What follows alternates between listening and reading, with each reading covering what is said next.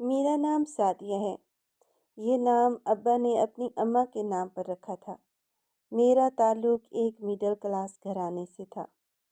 मेरे बाबा एक फैक्ट्री में मुलाजमत करते थे और अम्मा साबिर और शाकिर औरत होने की वजह से बाबा की महदूद आमदनी से घर का निज़ाम अच्छे से संभाल रही थीं।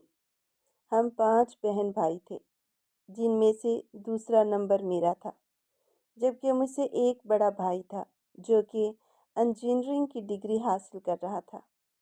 मेरे बाबा की कम आमदनी में से हर महीने एक खतीर रकम हम बहन भाइयों की तालीम पर खर्च हो रही थी, क्योंकि हमारे माँ बाप दोनों को औलाद को अच्छा लिखा पढ़ाकर मुआशरे का अच्छा शहरी बनाने का शौक़ था। मुझे खुद भी पढ़ने का शौक़ था।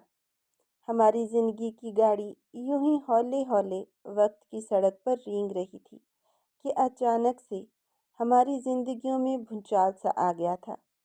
मैंने कभी नहीं सोचा था कि ज़िंदगी इस मोड़ पर भी आएगी कि सब कुछ बदल सा जाएगा। जब मैं कॉलेज में पढ़ रही थी, तो हमारे घराने के साथ एक ऐसा हादसा पेश आया जिसने हम सभी अफराद को हिला कर रख दिया था। सबसे ज़्यादा मुतासिर मेरी ज़िंदगी हुई थी। ये उन दिनों की बात है जब बाबा को फैक्ट्री में कदर सख्त काम करना पड़ा था। वो सारा दिन फैक्ट्री के अंदर गर्म मशीनरी के सामने आग की तपिश में काम करते रहते। एक दिन न जाने दीगर मुलाजमीन से कैसे गलती हो गई कि बिजली से चलने वाली मशीनों की तारों में शॉर्ट सर्किट होने के बाइस आग भड़क उठी। और चूंकि ये कपड़े की फैक्ट्री थी, इसलिए बड़े पैमाने पर आग ने कपड़ों के गोदामों को अपनी लपेट में ले लिया। इस कदर बड़े पैमाने पर आग ने कई लोगों की जानों को निगल लिया था। कई लोग अपनी ज़िंदगी की बाजी हार चुके थे, जिनमें से एक मेरे बाबा जान भी थे। बाप की हादसाती मौत की खबर हमारे घराने पर कयामत बनकर टूट पड़ी थी, जिससे हम सब भी टूट कर रह गए थे। मेरी माँ बेचारी, जो कितने दिन होश में ही न आई। अम्मा को अब्बा से बहुत मोहब्बत थी और ऐसा लगता था कि अब अब्बा के बगैर वो ज़्यादा अरसा जी नहीं पाएंगी।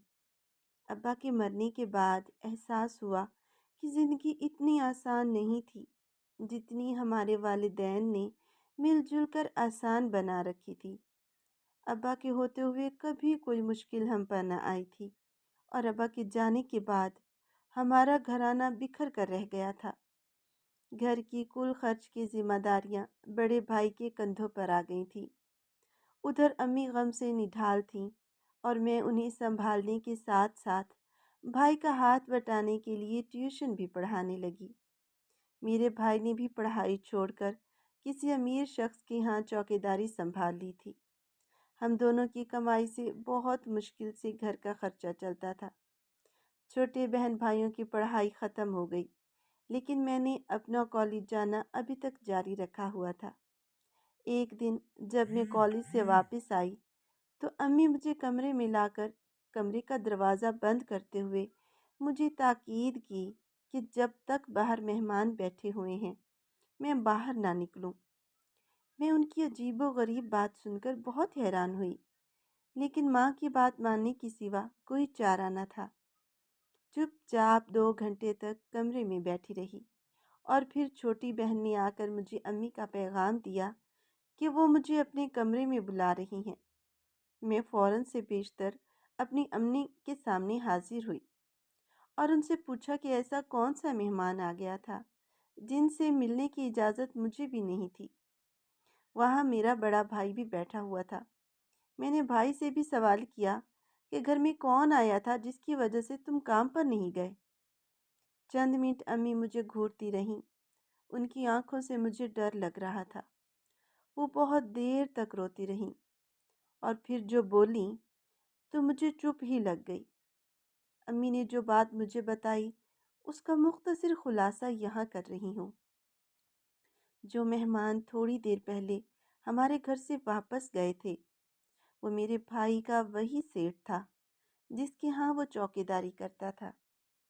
وہ सेठ अपनी किसी दोस्त के साथ मेरा रिश्ता लेने के लिए आया था।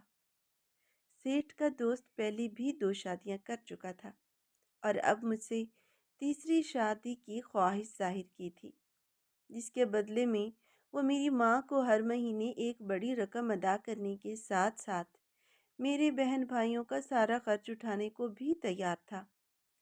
हैरानी मुझे सेठ के दोस्त की ख्वाहिश पर नहीं, बल्कि अपनी माँ और भाई की संगदिली पर हो रही थी, जिन्होंने अपनी सारी ज़िंदगी सँवारने के लिए मेरा सौदा कर दिया था और उन्हें कोई पछतावा भी नहीं था। मेरी माँ ये सोच भी कैसे सकती थी कि मैं अपने से 10 गुना बड़े शख्स से शादी कर लूँगी, जिसकी पहले ही 2 बीवियाँ मौजूद थीं। मैंने फ़ौरन इनकार कर दिया, जिस पर मेरा बड़ा भाई गुस्से में आ गया और उसने मुझ पर हाथ तक उठाया। मैं तो सदमे में ही आ गई थी। जिस भाई ने बाप की ज़िंदगी में कभी ऊंची आवाज़ में बात न की थी, आज वो मारने तक आ गया था। किसी ने सच कहा है कि कागज़ के इन 2 टुकड़ों में बड़ी कशिश होती है, जो खून के रिश्ते की अहमियत कम कर देते हैं। मेरे भाई ने मुझे साफ साफ कह दिया था कि मुझे ये शादी करनी होगी, वरना दूसरी सूरत में मेरा उस घर से कोई ताल्लुक नहीं होगा और मुझे यहाँ से निकाल दिया जाएगा। मैं अपने भाई का बदला हुआ रूप देखकर मैं तो पत्थर की ही हो गई थी और ये भी ना कह सकी कि ये मेरे बाप का भी घर है। इस पर मेरा भी उतना ही हक है। कोई भी मुझे यहाँ से नहीं निकाल सकता। लेकिन क्या करती, लड़की थी ना, इसलिए डर कर खामोश हो गई। दूसरी जानिब अम्मी जान मुस्तकिल रोई जा रही थी और मुझे कुछ समझ नहीं आ रही थी कि अब मुझे क्या करना चाहिए। मैंने 2 दिन के बाद चुप का कुफल तोड़कर अम्मी जान को समझाने, यकीन दिलाने की बहुत कोशिश की कि मैं बहुत जल्द अपने पैरों पर खड़ी होकर उन्हें ज़िंदगी की तमाम आसाइशात दे दूंगी, लेकिन वो मेरा इस तरह से सौदा ना करें, मेरी सारी ज़िंदगी बर्बाद हो जाएगी। लेकिन मेरी माँ ने मेरे सामने हाथ जोड़ते हुए यही कहा कि अगर मैं कुर्बानी दे दूं, तो बाकी सबकी ज़िंदगी संवर सकती है। और थोड़े ही अरसे की बात है, जब मैंने अपने शौहर को औलाद दे दी, तो फिर उससे अलहदगी इख्तियार कर सकती हूँ। इस दौरान मेरा भाई भी अच्छी नौकरी पर होगा। मैं अपनी अम्मा और बहन भाइयों की बेहतर मुस्तकबिल और ख्वाहिशात के सामने घुटने टेकने पर मजबूर हो गई और तकदीर का ये कड़वा घूंट पीने के लिए मैंने हामी भर ली। आखिरकार हफ्ते बाद एक मनहूस शाम को मेरी माँ ने मेरा निकाह सेठ के दोस्त से पढ़वा दिया, जिसे मैंने अब तक नहीं देखा था। रुखसती के वक्त सेठ की बीवी भी वहाँ मौजूद थी, लेकिन वो कहीं नहीं था जिसके साथ मैं ब्याह दी गई थी। ये बहुत हैरानी की बात थी कि मेरा शौहर अब तक मुझे क्यों न दिखाई दिया, लेकिन मैं चुपचाप सेठ की गाड़ी में बैठकर हमेशा के लिए बाप के घर को खैराबाद कह गई थी। ये तो मैंने फैसला कर ही लिया था कि अब मैं कभी भी इस घर में वापस नहीं आऊंगी, लेकिन उस शख्स से जल्द ही जान छुड़वा लूंगी जो मेरा नया दावेदार बना था। मैं एक आलीशान घर में ब्याह कर गई थी। मेरे इस्तकबाल के लिए पहले उस घर में 2 औरतें मौजूद थीं, जिनके बारे में मुझे बताया गया था कि ये मेरी शौहर की पहली 2 बीवियां हैं और मेरी सौतनें हैं। मैंने जब उन्हें देखा तो दुख के कांटे की चुभन दिल में उतरती हुई महसूस हुई।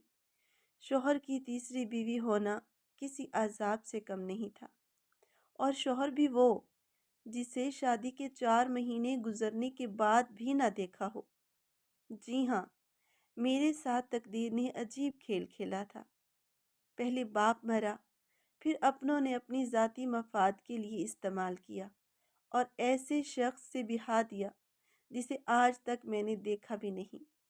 जब पहली रात में अपने कमरे में बैठी शौहर की राह तक रही थी, एक मुलाजमा मेरे पास आई और उसने मुझे बहलाने बहाने से सोने का कहा।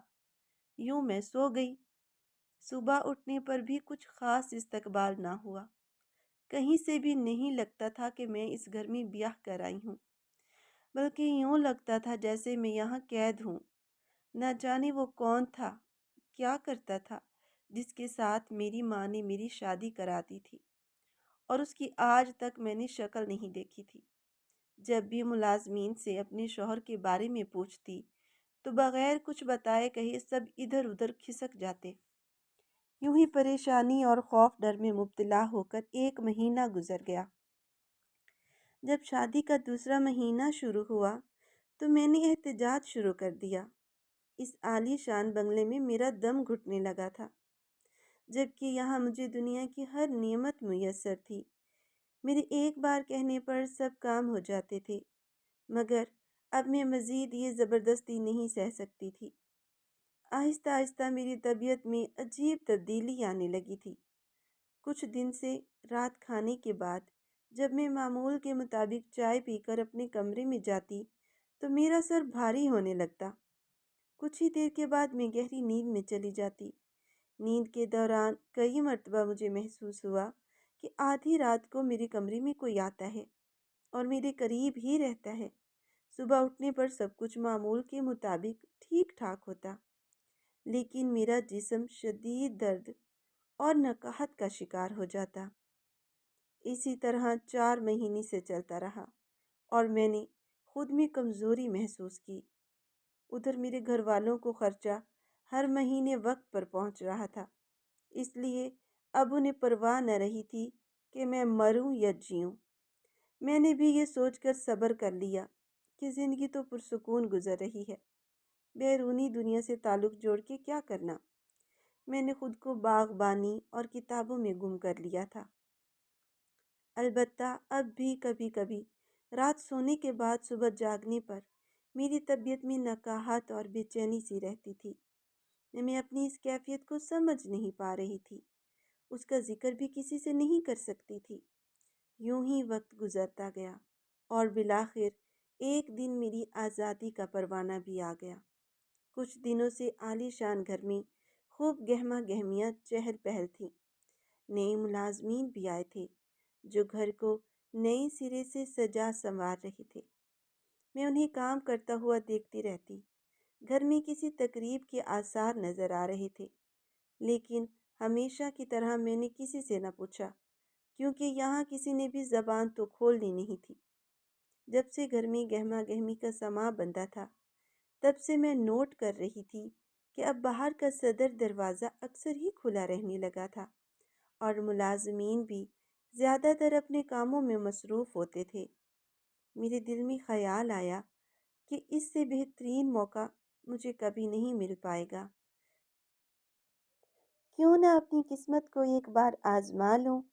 اور یوں میں نے کافی سوچ بچار کے بعد ایک دن اپنی تھوڑی سی جمع پونجی اور اپنے شادی کے زیورات اپنے ساتھ اکٹھے کیے، اور جب دن میں سب ملازمین پچھلے لان کی صفائی کر رہے تھے تو میں چپکے سے وہاں سے نکل گئی، اور یوں میں 6 مہینے بعد گھر سے بھاگنے میں کامیاب ہو گئی تھی۔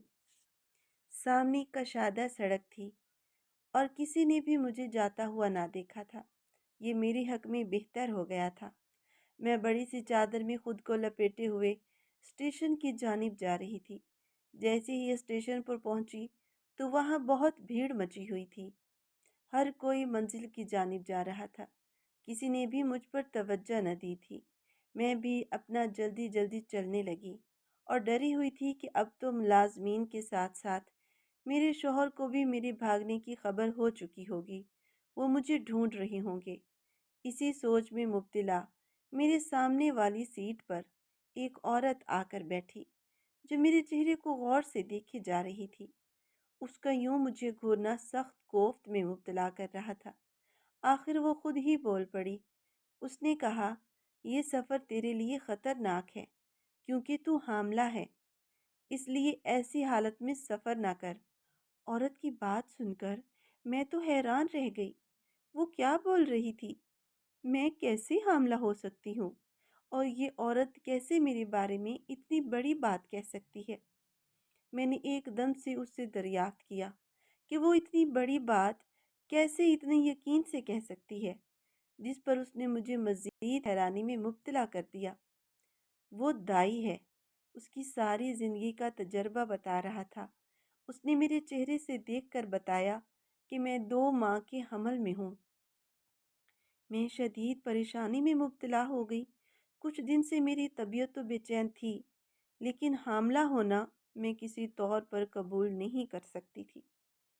عورت نے میرے چہرے کے اتار چڑھاؤ کو بھانپتے ہوئے کہا کہ اگر مجھے اس بات پر یقین نہیں ہے تو میں بے شک لیڈی ڈاکٹر سے تسلی کر لوں۔ مجھے عورت کی بات میں دم لگا، اور ساتھ ہی مجھے پچھلے کچھ مہینوں میں رات کو گزرنے والی حالات بھی یاد آ گئے۔ تو کہیں اس دوران کوئی میرے کمرے میں تو نہیں آتا تھا؟ میری پریشانی کم ہونے کی بجائے مزید بڑھ گئی تھی، کیونکہ مجھے اب تک یہ نہیں پتا تھا کہ اصل میں میرے ساتھ اس کمرے میں کون ہوتا تھا۔ کہیں یہ کسی کی غلط فعل کا نتیجہ تو نہیں، کسی نے میری بے ہوشی کا فائدہ اٹھا لیا ہو۔ الغرض میں جتنا سوچتی اتنا ہی میرا دماغ پھٹنے لگتا۔ میں نے عورت کو بتایا کہ میں اس شہر میں نئی ہوں اور میرا شوہر مر چکا ہے، اس لیے اب میرے پاس مزید کوئی ٹھکانہ نہیں ہے، تو واپسی والدین کے پاس جا رہی ہوں۔ جس پر وہ عورت کہنے لگی کہ میں اگلے اسٹیشن پر اترنے والی ہوں، تو میرے گھر رہ سکتی ہو۔ اس کی اس قدر مہربانی پر مجھے شک ہونے لگا تھا، یہ کوئی دھوکہ ہی نہ ہو۔ مگر عورت میری پریشانی کو پڑھ چکی تھی۔ اس نے مجھے کہا کہ میں اس کی بیٹیوں کی جیسی ہوں، لیکن بیٹی تو میں اپنی ماں کی بھی تھی، جس نے مجھے اپنے فائدے کے لیے بیچ دیا تھا، اور آج میں یوں دھکے کھا رہی تھی۔ بہرحال میرے پاس عورت کی بات ماننے کے سوا کوئی دوسرا راستہ نہیں تھا۔ میں چپ چاپ اس کے ساتھ اگلے اسٹیشن پر اتر گئی۔ وہ مجھے شک دور کرنے کے لیے ایک لیڈی ڈاکٹر کے پاس لے گئی، جہاں میری کچھ ضروری ٹیسٹ اور چیک اپ ہوا۔ سارا دن وہاں گزارنے کے بعد شام میں رپورٹس دیکھ کر تو میرے پیروں سے زمین ہی نکل گئی، کیونکہ میں سچ مچ کی حاملہ تھی اور ماں بننے والی تھی۔ مگر اس بچے کا اصل باپ کون تھا، یہ میں خود بھی نہیں جانتی تھی۔ میرے لیے دوہرا امتحان سر پر کھڑا تھا۔ میں شش پنج میں مبتلا اسی بوڑھی عورت کے ساتھ اس کی بسیدہ گھر میں آ گئی تھی، جس کی در و دیوار خستہ حالی کا منہ بولتا ثبوت تھی۔ وہ عورت میری سوچ کے برعکس کافی سلجھی ہوئی اور اچھی تھی۔ سارا دن وہ گھر سے باہر رہتی اور میں گھر پر اکیلے رہ کر بیزار ہو جاتی، مگر شام کو وہ گھر آ جاتی۔ اس نے مجھے بتایا کہ وہ چند امیر گھروں میں کام کرتی تھی اور بچے کی پیدائش کے بعد مجھے بھی کام دلا دے گی، لیکن میں تو ٹھہری پڑھی لکھی، میں ایسے کام کہاں کرنے والی تھی؟ ویسے بھی میرے پاس اپنے بچے کا ابتدائی خرچ اٹھانے کے لیے رقم موجود تھی۔ حمل کے 9 مہینے یوں ہی خیر و عافیت سے اور سلامتی سے گزر گئے، اور میں بھی اس زندگی کی عادی ہو گئی۔ 9 مہینے بعد میں نے خوبصورت بچے کو جنم دیا، جس کا خیال دائی نے رکھا۔ میری طبیعت سنبھلی تو پھر میں نے فیصلہ کیا کہ اس بچے کو لے کر مجھے یہاں سے جانا چاہیے۔ ماں بنتے ہی میں ایسے بدل چکی تھی، اپنی فکروں کی جگہ ساری فکریں بچے نے لے لی تھی۔ میں نے عورت سے کہا کہ اب مجھے اپنے بچے کو لے کر یہاں سے جانا چاہیے، جس پر وہ بھڑک اٹھی اور شدید رد عمل دکھایا۔ مجھے اس کا رویہ بہت ہی عجیب لگا، کیونکہ ہمارا سب خرچ وہ اٹھائے ہوئے تھی۔ کوئی غیر اتنا بھی اچھا نہیں ہو سکتا۔ اس کے اس رویے سے میں خائف تھی کہ نہ جانے وہ کیا کرنے والی ہے، اس لیے مجھے سنجیدگی سے سوچنا پڑا۔ آخر کار ایک عمل صبح میرے ذہن میں آیا اور میں نے جلد سے جلد اس پر عمل کرنے کا سوچا۔ ایک رات میں نے عورت کے کھانے میں نیند کی گولیاں ملا کر کھانا اس کے سامنے پیش کیا، جسے وہ بڑے مزے سے کھا کر گہری نیند میں چلی گئی۔ میں نے یہی موقع غنیمت جانا اور اپنے بچے کو اٹھا کر ہمیشہ کے لیے اس گھر کو خیر باد کہہ دیا۔ صبح تک میں دوسرے شہر جانے والی بس میں سوار ہو کر بڑے شہر آ گئی، جہاں آ کر میں نے पहले सुनार के पास जाकर अपना जेवर बेचा। थोड़ी रकम आ जाने के बाद अपने लिए एक कमरे का मकान तलाश किया, जहाँ कुछ अरसे तक तो मैं रह सकूं। मैंने उसके बाद अपने लिए अखबारात में नौकरियों के इश्तिहार देखने शुरू कर दिए। मुझे हर हाल में ऐसी नौकरी की तलाश थी जहाँ चंद माह के नामोस बच्चों को भी साथ लेकर जाना पड़े। आखिर कुछ हफ्तों की छान फटक के बाद मेरी मतलूबा नौकरी मिल ही गई, जो कि एक खिलौने बनाने वाले कारखाने में थी। बच्चा साथ ले जाया जा सकता था। मैंने इस नौकरी के लिए दरख्वास्त जमा करवाई, जो जल्द ही मंजूर हो गई और मैं अपने काम पर लग गई। दरअसल मुझे यहाँ से कुछ सामान रोज़ाना घर लाकर बनाना होता और अगले दिन जमा करवाना होता। एक दिन मैं मामूल के मुताबिक कुछ खिलौने बनाकर कारखाने गई और अपने बच्चे को घर ही सोता हुआ छोड़ गई, क्योंकि मैं जल्द वापस आने का इरादा रखती थी। लेकिन जब मैं वापस आई तो घर के खुले दरवाजे को देखकर मेरे अपने कदमों पर खड़ा रहना मुश्किल हो गया और मैंने अंदर जाकर देखा तो बच्चा गायब था। मैं पागलों की तरह आस पड़ोस में दौड़ लगा दी, एक एक से पूछा, जबकि मैं जानती थी कि ये लोग नहीं जानते, क्योंकि आज तक मैंने किसी से राह रास्त रखी ही नहीं थी। मैं एक मर्तबा फिर बस में सवार होकर उसी औरत के घर जा रही थी जिसे मैं कुछ महीने पहले छोड़ आई थी। न जाने मुझे क्यों यकीन सा हो चला था कि हो न हो वही औरत मेरे बच्चे को गायब करवाने में मुलव्वस है। जब मैं उस औरत के घर पहुंची, वो बड़े तहम्मुल से काम लेते हुए मेरे पास आई। मैंने उसे साफ साफ लफ्ज़ों में कहा कि मेरा बच्चा कहाँ है, और मैं जानती हूँ कि ये उसी की हरकत है, क्योंकि इतना अरसा मुझ पर मेहरबान रही। औरत पहले तो मुझे घूरती रही और फिर उसने कहा कि वो जानती है मेरा बच्चा कहाँ है और वो मुझे एक शर्त पर ही मेरा बच्चा वापस देगी। अगर मैंने उसकी शर्त मानने से इनकार किया तो हमेशा के लिए बच्चे के बारे में भूल जाऊं। मैं उसकी हर शर्त मानने के लिए तैयार हो गई, जिसके बाद वो मुझे उसी आलीशान घर में वापस ले आई जिस कैद खाने से कभी मैं भागी थी। मैं दंग रह गई। इसे कैसे पता मेरी माजी के मुतल्लिक, और ये मुझे यहाँ क्यों लाई है? आलीशान घर में वो सभी कुछ था। मुलाजमीन आज भी खामोश थे। कुछ ही देर के बाद मुझे वहीं से एक शख्स आता हुआ नजर आया जो कभी मेरी शादी के मौके पर आया था। मैं सेठ को आता देखकर चौंक गई और अब मुझे कुछ कुछ समझ आ गया था। मैं इस सारे खेल को समझकर थर थर कांपने लगी। ये सब लोग मिले हुए थे और अब मेरा बच्चा मुझे देंगे या नहीं? सेठ जैसे ही मेरे पास आया, मैंने बगैर डरे उससे अपने बच्चे के बारे में पूछा। वो कहाँ है? मुझे हर हाल में चाहिए। जिस पर सेठ ने कहा, पहले बच्चे के असली बाप से मिल लो और फिर बच्चे के मुतल्लिक भी बता देंगे। मैंने बच्चे के बाप का नाम सुनकर डर गई कि ना जाने अब क्या होने वाला था, और आज तक ये तो मैं खुद भी नहीं जानती थी। कुछ देर बाद वहाँ एक और शख्स आया जिसे देखकर मैंने अपने कानों को हाथ लगाया और चेहरे पर कपड़ा जमा लिया।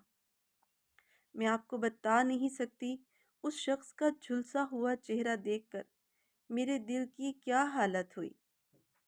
मैंने आज तक इतना बदसूरत चेहरा न देखा था, जिससे मुझे कराहत भी महसूस हुई। और जब मुझे बताया गया कि यही शख्स मेरे बच्चे का बाप है, मेरा तो बदन जैसे लहू में तर हो गया हो। अगर वो शख्स इंसान ना होता तो उसकी शक्ल की बदसूरती देखकर मैं कब की बेहोश हो चुकी होती। वो शख्स जो कि हकीकत में मेरा शौहर था, उसने मुझे सारी कहानी शुरू से आखिर तक सुना दी। मेरे शौहर का चेहरा किसी हादसे में जल गया था, जिसके बाद कोई औरत भी उससे शादी करने को तैयार न थी और ना उसके करीब भटकती। ऐसे में उसकी पहली दो बीवियां भी सिर्फ दौलत की खातिर उसकी ज़िंदगी में आईं और औलाद न दे सकी। वैसे भी ये दुनिया की हकीकत है کہ انسان حسن پرست ہی ہے۔ میرا شوہر تیسری شادی مجھ سے مجبوری میں کر رہا تھا۔ اس نے فیصلہ کیا کہ وہ اپنی بیوی کو سب آسائشیں دے گا، لیکن اپنی شکل کبھی نہیں دکھائے گا۔ مجھے یہاں سے بتاتے ہوئے دکھ ہو رہا ہے کہ میری ماں نے صرف دولت اور اپنی زندگی بنانے کے لیے کچھ بھی نہیں دیکھا تھا اور میری زندگی داؤ پر لگا دی تھی۔ شادی کے بعد میرا شوہر رات کو میرے پاس آتا، لیکن مجھے علم نہ ہوتا۔ جب میرے حاملہ ہونے کی تصدیق دائی نے کی تو اس کے کچھ ہی مہینے بعد میں ادھر سے بھاگ گئی، لیکن دائی مجھے اسٹیشن پر ڈھونڈنے میں کامیاب ہو گئی اور میرے شوہر کے ہی حکم پر مجھے اپنے ساتھ اپنے گھر لے گئی، جہاں میرے شوہر کے ہی دیے ہوئے پیسوں سے وہ میرا خیال رکھتی تھی۔ بچے کی پیدائش کے وقت میرے شوہر نے اپنا بچہ دیکھا تھا، لیکن مجھے اس بات کا پتہ نہ چل سکا۔ جب مجھے دائی پر شک رہنے لگا تو ایک دن میں اس کے فریب سے بھاگ نکلی۔ اس سارے عرصے میں میرے شوہر نے مجھ پر پل پل نظر رکھی ہوئی تھی اور ایک دن موقع دیکھ کر بچے کو اٹھوا لیا۔ یہ سب اس نے مجھے واپس لانے کے لیے کیا تھا۔ یوں ایک مرتبہ میں پھر سے بے بس ہو کر وہیں کھڑی تھی جہاں سے کبھی بھاگی تھی۔ میرے شوہر نے مجھے دو آپشن دیے۔ میں چاہوں تو بچہ واپس لے کر اس کے ساتھ ہی رہ سکتی ہوں، ورنہ جتنے چاہے دولت لے کر آزادی لے سکتی ہوں، مگر دوسری صورت میں میرے بچے سے ملنے نہیں دیا جائے گا اور ہمیشہ کے لیے میں اپنے بچے کو کھو دوں گی۔ میری زندگی سخت موڑ پر آ کھڑی تھی، جہاں آگے کھائی اور پیچھے بند دیوار تھی۔ آخر میں نے اپنی ممتا کی خاطر پہلا آپشن قبول کر کے اپنے بچے کو حاصل کر لیا، کیونکہ میرے لیے یہی کافی تھا جو حق حلال کی اولاد تھی، ورنہ میں کسی کو دنیا میں کیا منہ دکھاتی ہوں؟ میرے بچے کو مستقبل کیا ہوتا؟ میں نے اپنے شوہر کے ساتھ کو پورے دل سے قبول کر لیا تھا اور بدلے میں اس نے مجھے عزت، مان، بیوی ہونے کا حق سب کچھ دے دیا تھا۔ میں آج اپنے بیٹے اور شوہر کے ساتھ اپنے اسی عالی شان گھر میں بہت خوش ہوں، جہاں کبھی میرا دم گھٹتا تھا۔